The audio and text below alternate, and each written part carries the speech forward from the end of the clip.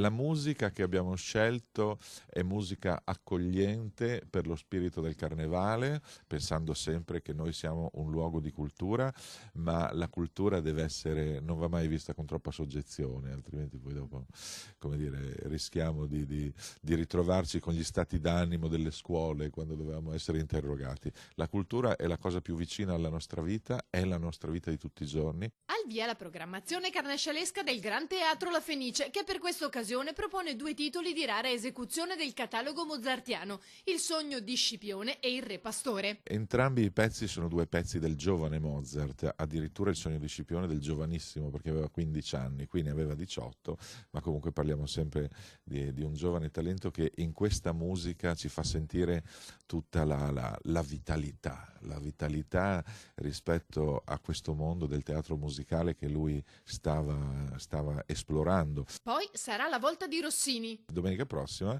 arriva l'Italiano in Algeri.